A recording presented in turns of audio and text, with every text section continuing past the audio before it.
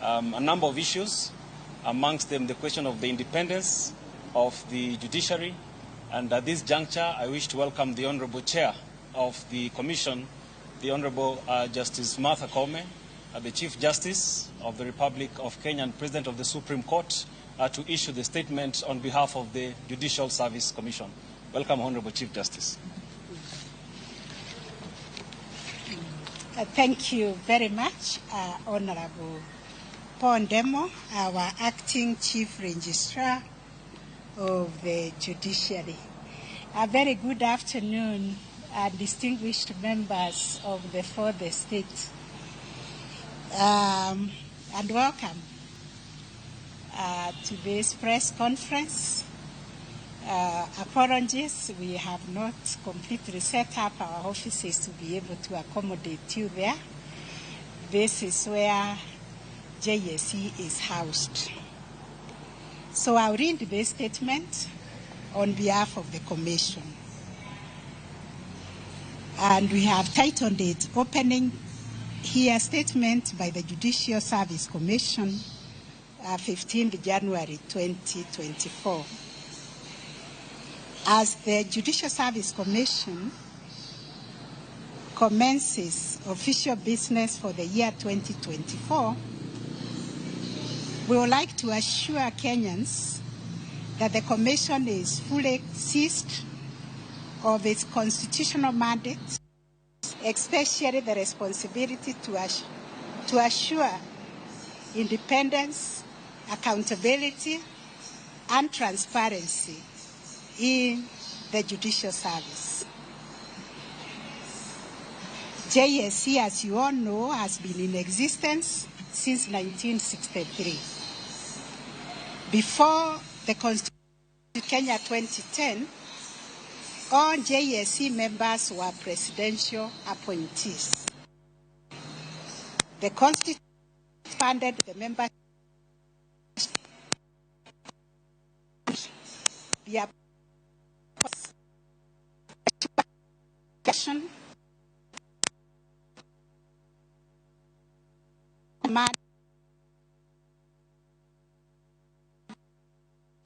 the accountability,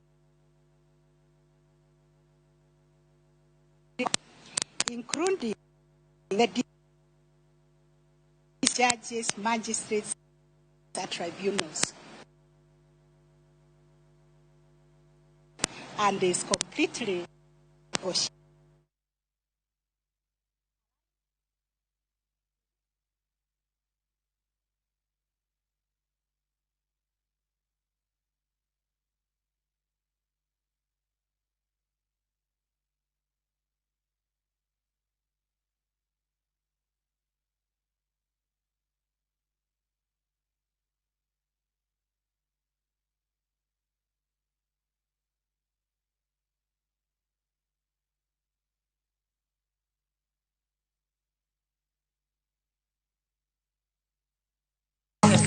Kitume mowa kelonu, otenore endado magi. Kawa kikogi makare. Yudutume miero mapachoka. Kod pinje maoko. Yudutuolo maruwinjo tumbe manyien. That commands respect and instills public confidence in the office of a judge or judicial officers. As such, all judges and judicial officers in Kenya are not strangers to the fact that transparency, diligence, and commitment to upholding the rule of law are paramount in guiding the proper conduct of their duties and fostering public trust in the legal system that they are supposed to represent. It is the Judicial Services Commission's firm position that corruption or misconduct of any kind in the judiciary is addressed with the utmost priority. we maintain that upholding integrity in the discharge of judicial duties is non-negotiable, and in fact goes to the heart of the fundamental right to access justice. We want to assure Kenyans that Judicial Service Commission has continued to deal firmly with all the allegations of corruption and misconduct presented to the Commission. We also want to emphasize that to remove a judge from office, the provisions are specified in the Constitution, and they are inability to perform the functions of the office arising from mental or physical incapacity, a breach of the code of conduct prescribed for judges of the superior courts by an act of parliament. Another ground for removal is bankruptcy, incompetence, or gross misconduct or misbehavior. This is spelled out in the Constitution. Where any or some of these grounds are arranged, the concerned judge is entitled to due process. And I repeat, a judge is entitled to due process before an independent tribunal is appointed to inquire into the allegations. Similarly, should the tribunal recommend a removal of a judge, that judge also has a right to challenge the decision of the tribunal through an appeal process to the Supreme Court. And ladies and gentlemen from the media, you are aware of this process because about 2 weeks ago, a matter went through that process all the way to the Supreme Court. In the year 2023, I want to tell Kenyans that the Commission received 72 petitions or complaints against judges.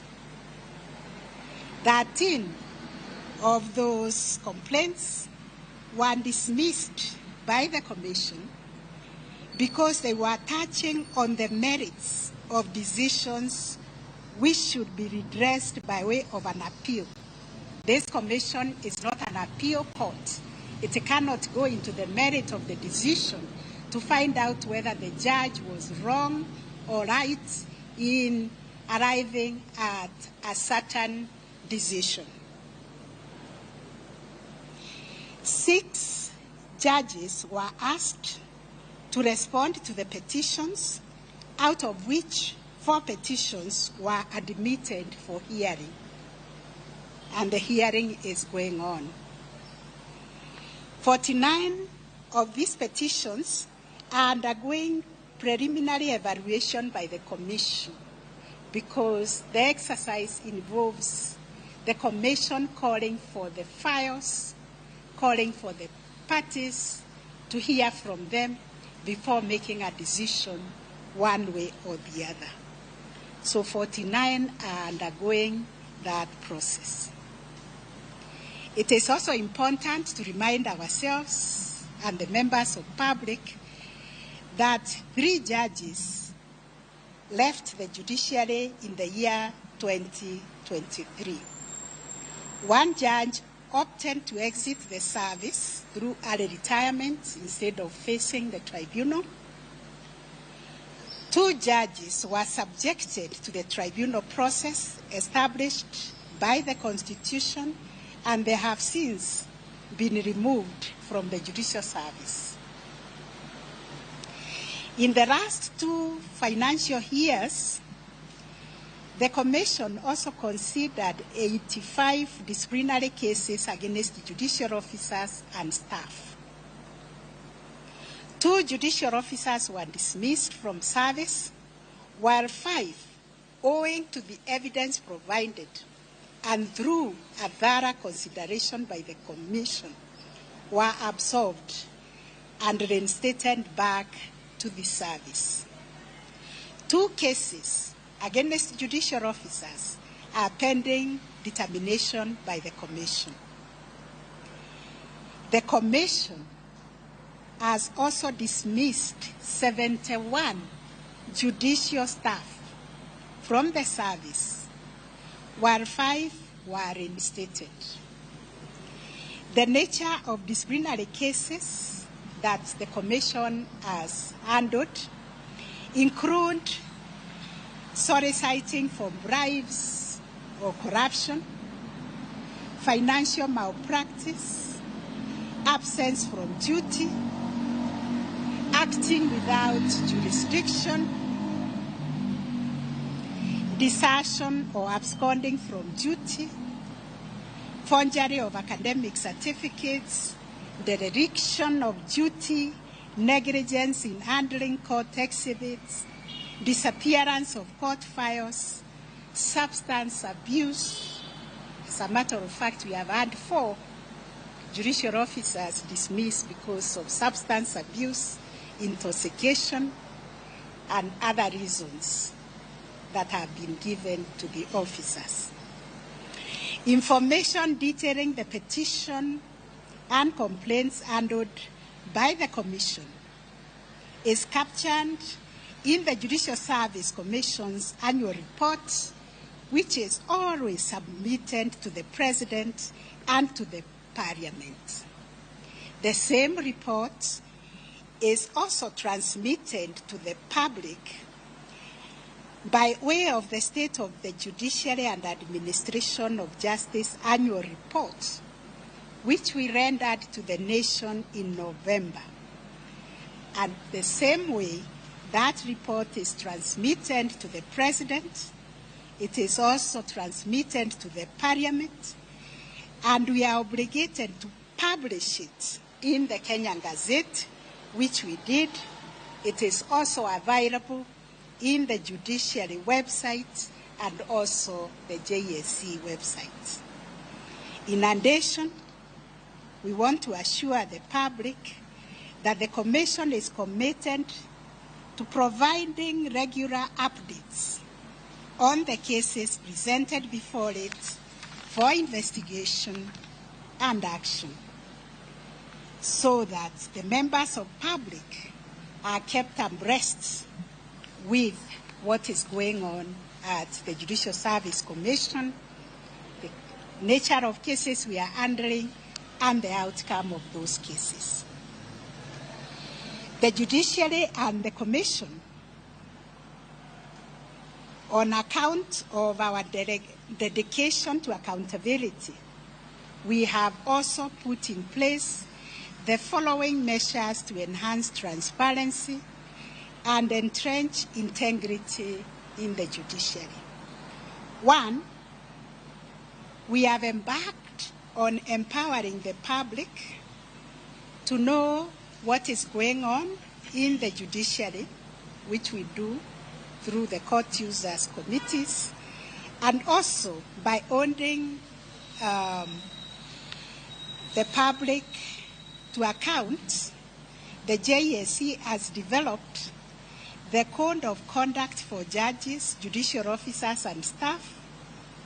That Code of Conduct went through public participation. It was approved by Parliament in the year 2020. The Commission has taken it upon itself to disseminate copies of this Code of Conduct to all judges, judicial officers, and staff, so that they are aware of the principles that guide the public offices that they owned these offices on behalf of the sovereign people of this country. Number 2, to strengthen enforcement and increase accountability, the Commission has prepared a draft complaints or petition processing regulations. These regulations are now undergoing public participation and will subsequently be submitted for deliberations also before the National Assembly. In addition, the Commission built its own capacity to be able to process these complaints by establishing a directorate within the Commission to deal with the complaints management and investigations. We also created a directorate of legal services geared towards fast-tracking the processing of petitions and of complaints against judges and judicial officers. Ladies and gentlemen, to foster transparency and accountability, the judiciary has developed and operationalized the Judiciary Complaint Management System, which we call JCMS. This is an internal complaint mechanism for registration and processing of handling complaints within the office of the Chief Justice, the judiciary's ombudsperson. This office receives complaints. It also has a platform for feedback from the court, station, liaison officers on the complaints raised against the stations. The system has been configured with a reply function that keeps the complainant informed by way of an instant text message and email feedback to the clients upon registration of the complaints. They are updated on every step until the resolution of their complaints.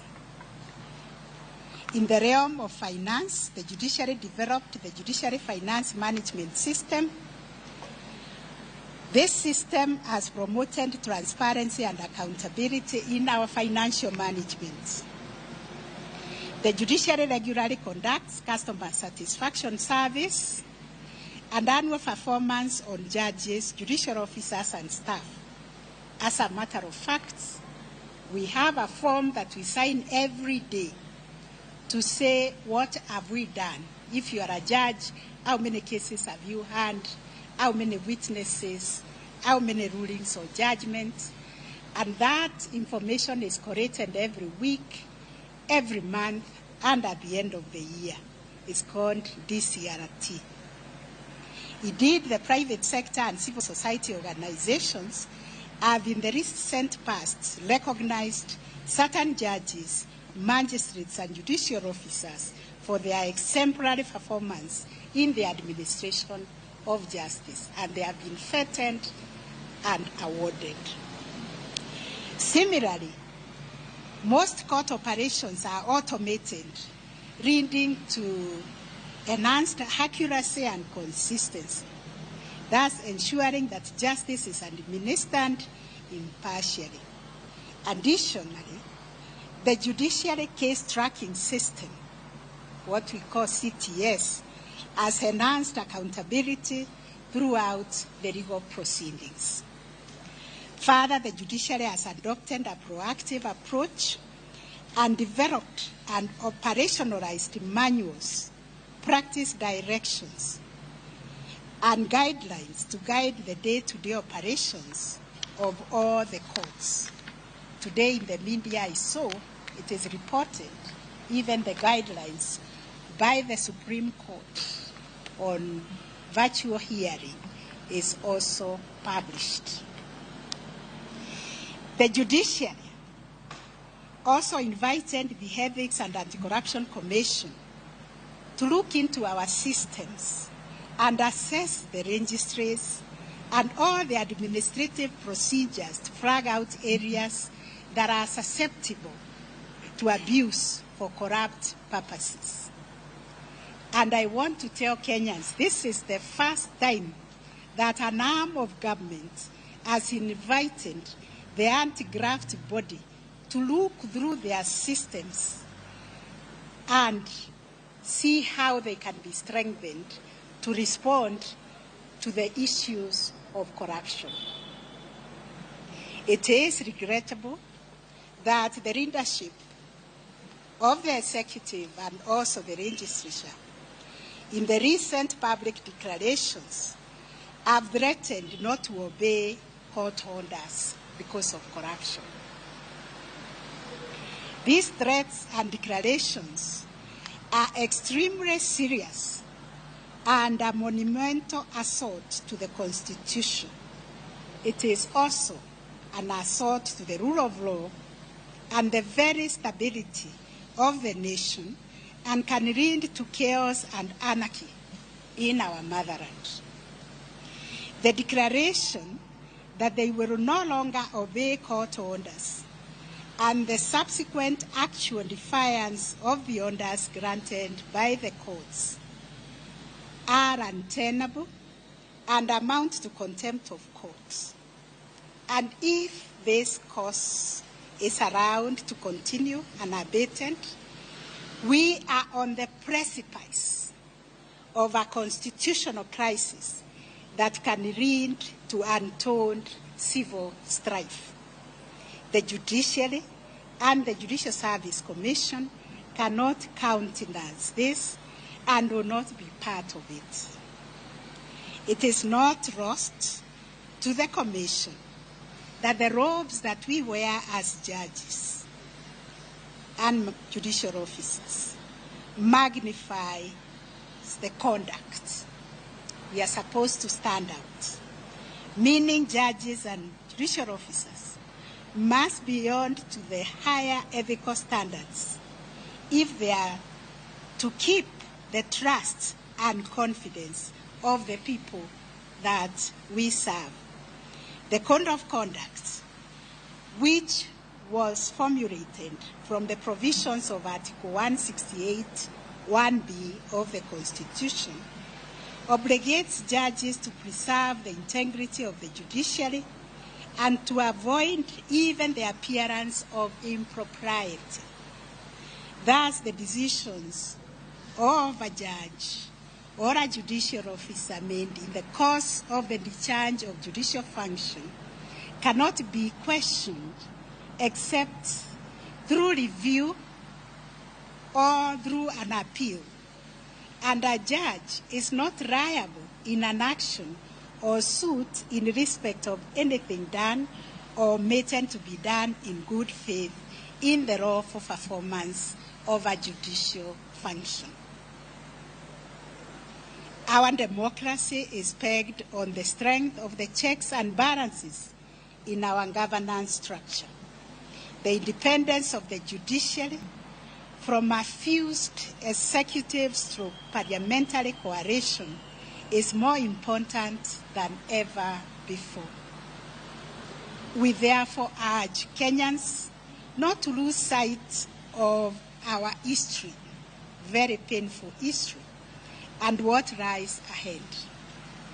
Our prayer tonight, as the Commission, is that we all continue to safeguard the Constitution according to our oath of office and according to the law. On our part, we commit to do this. I thank you very much for your attention.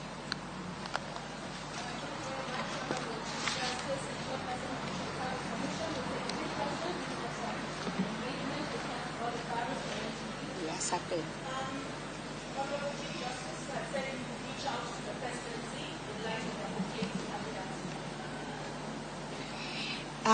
Thank you. Do we take the three?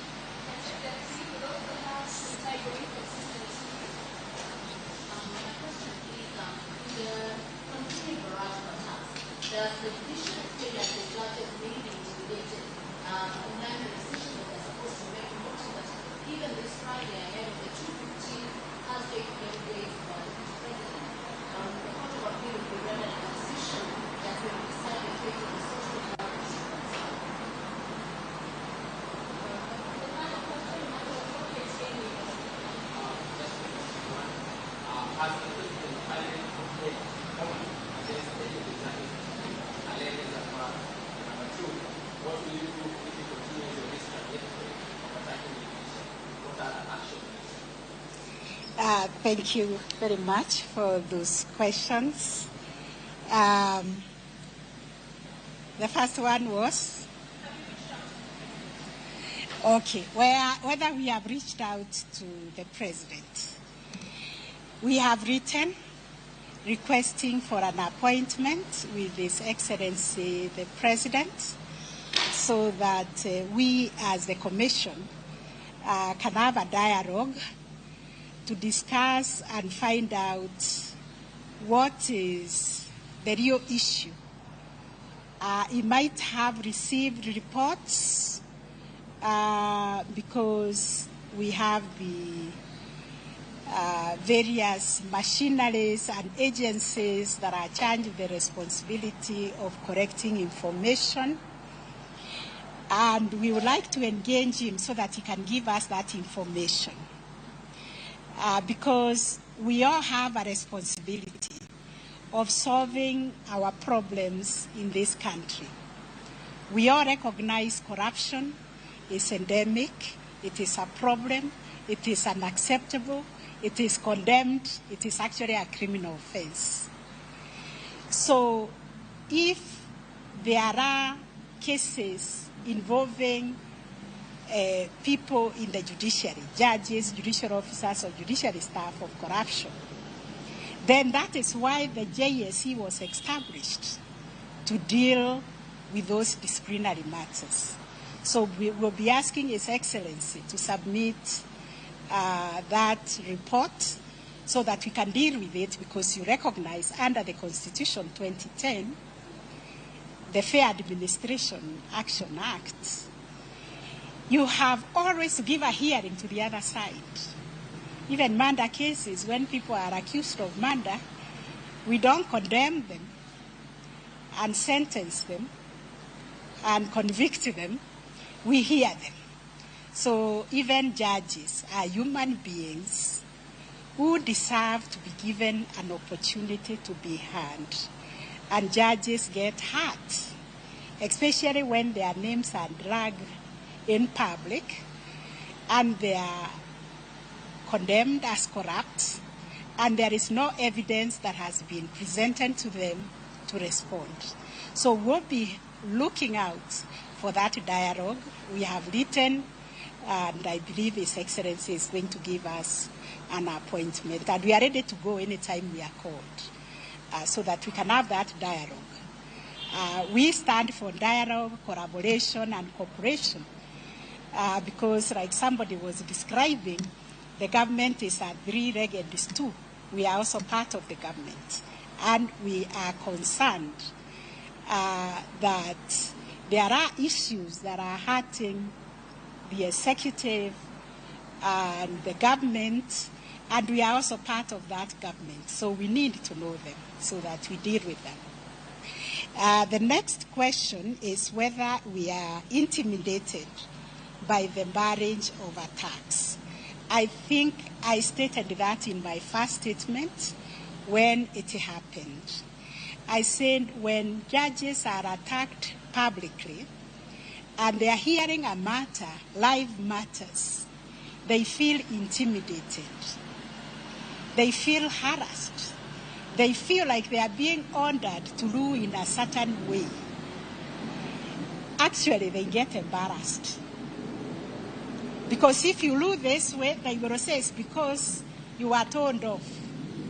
If you rule the other way, it's like, look, we told you. You see? So this is why we have a principle in law that is called sub judice. When the matter is pending in court, in as much as possible, let us not discuss it in public domain, because the judges are not in that public domain. It is meant to influence them, and it is wrong. That's a principle in the common law of sub judice, to observe sub judice. So I would urge our politicians to stop discussing live matters in public, to allow the judiciary, to allow the judges and judicial officers to engage with the matters objectively and deal with those matters according to the evidence and according to the law. And if somebody is dissatisfied, to follow the appeal mechanism, because this is how we structured the Constitution. And it was a painful process of arriving at, let us have an orderly way of dealing with complaints. The last question from the KTN was whether the president has filed any complaints. Not any that we are aware. Even today we were dealing with the complaints that we have shared with you. Unless it has come when we were in the process, we haven't received any, but we are ready to receive. I think somebody said on the news yesterday, one will be filed on Thursday. We are ready to receive it, even if it comes earlier than Thursday, because that's what we do.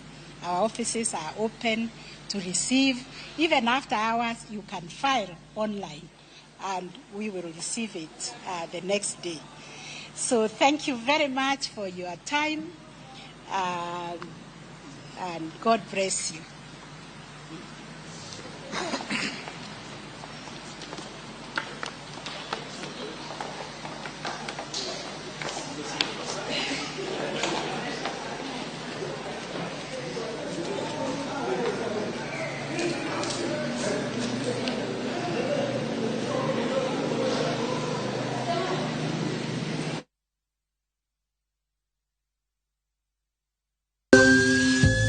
Ikrini wuoth makende mar puonjruok weche thieth kod rito ngima ji. Nitie gik moko